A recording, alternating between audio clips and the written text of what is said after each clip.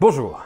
On se retrouve pour le traditionnel petit top 10 de la dernière extension qui est sortie à cette date, à savoir Strixhaven, l'école de la magie.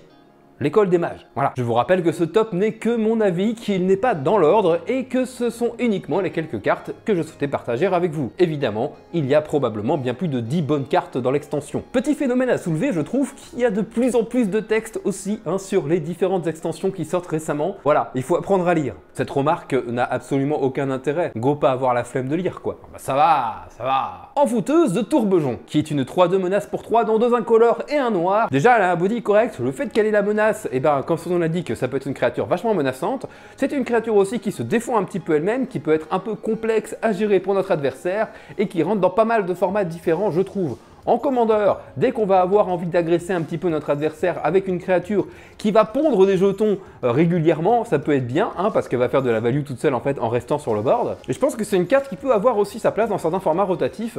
Bref, j'aime bien son body et je trouve que c'était une carte à vous présenter parce qu'elle a quand même 2 capacités qui envoient du steak. Le bon steak. Tanazir Kandrix. 4-4 vol piétinement pour 5. Quand il arrive sur le champ de bataille, on double tous les marqueurs plus impliqués de toutes les créatures qu'on contrôle. Et à chaque fois qu'il attaque, on va pouvoir faire que toutes les créatures que l'on contrôle aient les mêmes forces et endurance de base que notre bon gros dragon légendaire des familles en couleur simique. Ouais, j'ai toujours pas le nom des écoles de la magie, je suis désolé, c'est simique, bleu-vert, voilà. Un bon commandant pour du commandeur en multi, je trouve. Ça me rappelle évidemment des synergies qui peuvent être sympas avec Krasis, que l'on fait souvent parfois venir en 1-1, juste pour avoir une créature, et qui du coup peut passer de 2, ou alors peut être encore plus grosse si on arrive à la poser 6-6, qu'on pose notre dragon le tour d'après, et que derrière, eh ben, elle passe 12-12, ça vole, ça paraît pas mal. Et puis avec le vert en commandeur, encore une fois, on a la possibilité de pouvoir mettre des marqueurs assez régulièrement sur les créatures que l'on contrôle. Il y a plein de bêtes qui permettent de le faire, et plein de sorts qui permettent de le faire. En brawl, ça peut être quelque chose d'intéressant aussi à tester, parce qu'en bleu-vert, on a pas mal de cartes qui synergisent bien aussi avec les marqueurs. Et même en dehors des marqueurs, on peut aussi choisir de prendre une synergie un peu plus jeton de créatures, sachant qu'avec les dernières capacités de cette extension,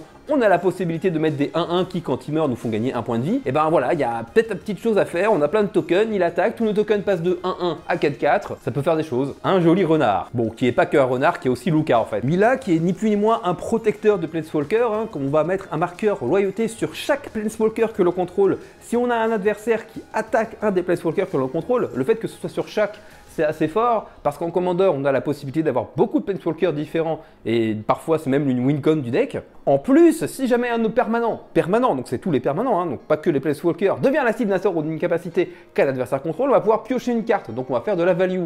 C'est-à-dire que même si on perd le permanent qui est ciblé par notre adversaire, on va un peu le remplacer en piochant une autre carte et du coup on perd un petit peu moins en ressources. Et Luca qui va nous permettre de pioche défausse, de potentiellement pouvoir piocher 2 cartes si jamais on défausse une créature. Évidemment ça synergise bien avec son -2, on va pouvoir ramener une créature du cimetière, la mettre sur le champ de bataille, elle acquiert la célérité, on l'exile à la fin du tour. Enfin du moins, au début du prochain entretien, donc c'est encore plus fort, ça veut dire qu'on garde un tour. Et après on a un emblème qui fait que nos créatures qu'on va jouer vont se battre, va du moins infliger des blessures, donc c'est encore mieux que de se battre parce qu'on perd pas nos bêtes. Un Planeswalker peut être un petit peu cher pour entrer dans un format rotatif sur MTGA, j'avoue, mais en commandeur, par exemple avec, allez, par hasard, Narset, ça rentre complètement dedans. Pourquoi ça rentre complètement dedans? Déjà parce que c'est les bonnes couleurs, bleu, blanc, rouge, Patriot, Jeskai, tout ça. Et en plus, parce que certes c'est une créature, mais c'est aussi un Planeswalker. Donc ça veut dire qu'on peut le jouer avec le trigger de Narset normalement, je crois, si je dis pas de conneries. Parce que c'est un sort créature et un sort aussi Planeswalker quoi. Comme l'une des conditions de victoire de Narset, c'est potentiellement d'avoir un maximum de Planeswalker qu'on a payé pour rien du tout, et de gagner au Planeswalker.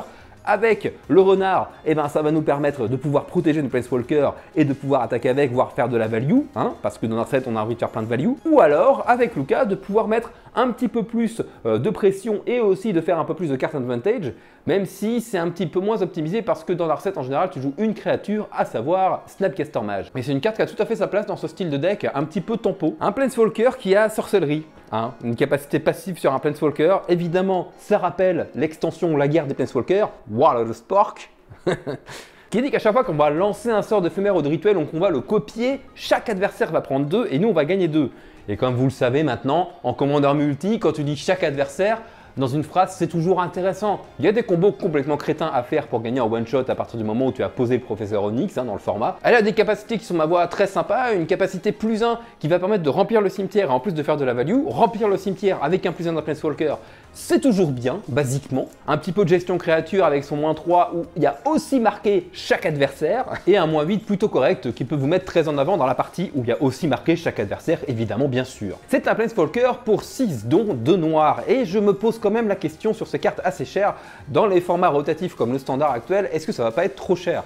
Peut-être jouable effectivement en historique, pour potentiellement aller chercher des cartes comme ce qu'on avait avec les decks Ultimatum où tu payes pas vraiment le coup de mana, mais je pense qu'il y a quand même mieux dans ce genre de format pour le même prix. A voir aussi ce que ça donnera avec la rotation quand Eldraine sera sorti des formats. Et oui, il faut penser à ça, parce que Eldraine a quand même une grosse place en termes de power creep dans les decks en ce moment. Versé disparaissant. Pour 2, dont un noir et un blanc, on exile en éphémère un permanent monochrome ciblé. J'aime beaucoup ce genre de petites cartes, ça me rappelle un peu Assassin's Trophy hein, dans le style. Ce sont des removals, des anti-créatures, des anti-permanents pour le coup, qui sont vraiment efficaces, qui font la surprise et qui pour pas très cher peuvent nous permettre d'enlever une très grosse menace. Alors quand il y a marqué permanent monochrome, attention, il n'y a pas précisé non terrain, mais un terrain c'est pas monochrome en fait. Je suis pas sûr d'acheter un display entier de l'extension, par contre c'est ce genre de cartes là que je vais récupérer pour les avoir en x1 dans ma collection, parce que c'est toujours des removals dont tu as envie, peu importe le format que tu joues en papier.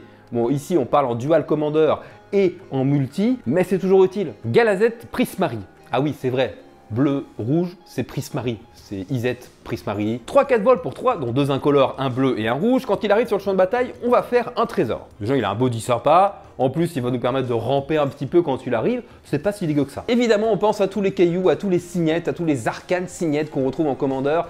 Et au combo infini que l'on peut faire, hein, infini mana. On peut utiliser ce mana uniquement pour lancer des sorts de rituel ou d'éphémère, mais tu fais une giga boule de feu à X, ou alors tu fais des milliards de tokens à X. Voilà, c'est rigolo, ça fait plaisir, la créature est pas très chère et en plus c'est une créature légendaire et je pense que ça peut être une synergie intéressante aussi à voir dans un deck Izzet Control ou Izzet Tempo, peut-être même à mélanger avec des pirates, hein, parce qu'on a eu des pirates qui synergisent aussi pas mal avec les trésors dans l'extension Commander Légende. Du coup, je pense qu'il y a un truc à creuser. Pugiliste amplificateur. Et son autre face, l'équation résonante. C'est bien un troll, enfin je veux dire le type de créature, parce que quand la carte a été révélée, il y avait marqué Elf sur la carte que Wizard avait fournie, et en fait c'était un troll, enfin bref, c'était rigolo. Allez voir la vidéo qu'a fait Ragen des chroniques du commandeur, vous comprendrez bien. Je vous mets le lien de sa vidéo dans la description. Alors le pugiliste, 3-3 piétinement pour 3, tant que vous avez au moins 8 terrains, il gagne +5/+5. Voilà, c'est clair et précis, c'est bourrin, ça tape, c'est dans du vert, le vert ça rampe, pour 3 ça peut faire une grosse bête. Et l'équation pour 5, elle dit qu'on va choisir une créature et que toutes les autres créatures que l'on contrôle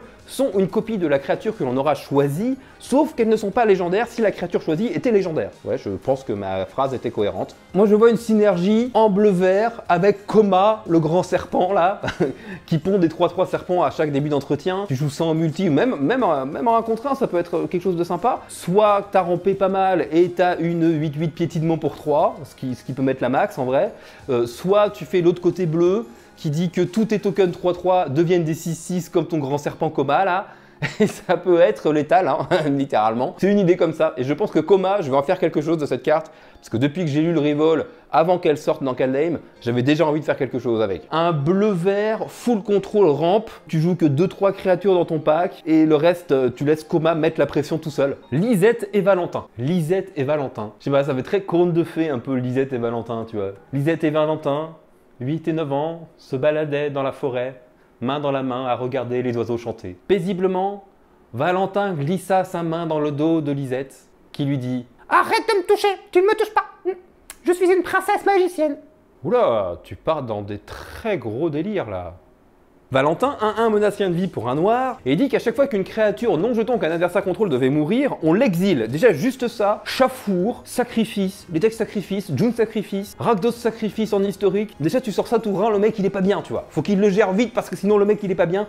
Toutes ces créatures, le chat il est exilé, voilà, tout ce qui sacrifie c'est exilé. En plus quand tu joues du noir, en général tu joues pas mal de removal, donc tu peux arriver à tuer les créatures adverses assez facilement. Et ça dit aussi qu'à chaque fois qu'une créature adverse meurt, donc certes tu l'exiles, mais tu peux aussi payer 2 et créer ce fameux jeton parasite qui, quand il meurt, va te permettre de gagner un point de vie. Évidemment, il synergise bien avec Lisette qui dit qu'à chaque fois qu'on va gagner des points de vie, on va pouvoir mettre un marqueur +1/+1 sur chaque créature que l'on contrôle et toutes nos bêtes vont gagner le piétinement. Ça peut faire un espèce d'overrun pour avoir la win. Moyen de faire un petit truc sacrifice, on va vouloir sacrifier les jetons qu'on va faire du coup avec Valentin pour pouvoir gagner des points de vie, mettre des marqueurs, faire grossir nos bêtes, avoir le piétinement et vraiment avoir une agressivité et mettre la pression avec ces deux créatures là. Si on regarde sur les formats Arena, gagner des points de vie ça peut être bien dans des decks où les synergies de base base sont en lien avec le fait de gagner des PV, comme Winnie White Gain Life par exemple, ou le deck Ange où tu gagnes des points de vie et tes anges sont boostés. Du coup, ça veut dire que pour que Lisette soit vraiment efficace, il faut penser à avoir des cartes qui permettent de gagner des PV. Après, ce sont des créatures légendaires, et même en Golgari, dans ces deux couleurs-là, en commandeur, il y a moyen de trouver plein de cartes qui ont soit le lien de vie,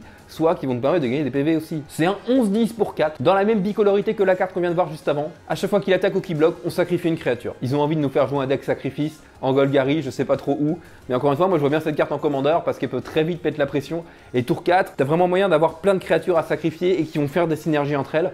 Du coup, pourquoi pas? Et c'est aussi fait évidemment pour sacrifier nos jetons parasites, gagner un point de vie et faire des synergies avec quoi. Mais voilà, je trouve ça marrant d'avoir des forces et des endurances complètement dégénérées sur des conditions qui sont parfois respectables assez facilement, comme le sacrifice ici. Et enfin, numéro 10, dernière carte, Sangrammage inhumain. Une 2-1 pour 3, dont 2 incolores et un noir, qui dit que quand il arrive sur le champ de bataille, soit on va faire un jeton parasite, qui va nous faire gagner un point de vie quand il va mourir, on commence à avoir l'habitude, on va perdre un point de vie et piocher une carte, soit on va exiler le cimetière du joueur ciblé. J'aime beaucoup ces petites cartes qui me rappellent un petit peu quelques cartes d'Eldraine, comme ça là, par exemple, voilà, où tu as vraiment un choix multiple en fonction de la situation de la partie. Exiler le cimetière d'un joueur, ça peut être très bien, évidemment, contre tous les decks sacrifices, tous les decks qui jouent avec le cimetière, dans plein de formats, en standard, en historique ou en commandeur, c'est vraiment bien, parce qu'en commandeur, il faut savoir que même en multi, on a quand même peu de cartes qui permettent de bien gérer le cimetière de l'adversaire. Tu tombes sur quelqu'un qui joue Meren, tu lui exiles son cimetière tous 5 ou 6, le mec il est pas forcément content quoi. Ça peut faire de la value, ça peut nous permettre de faire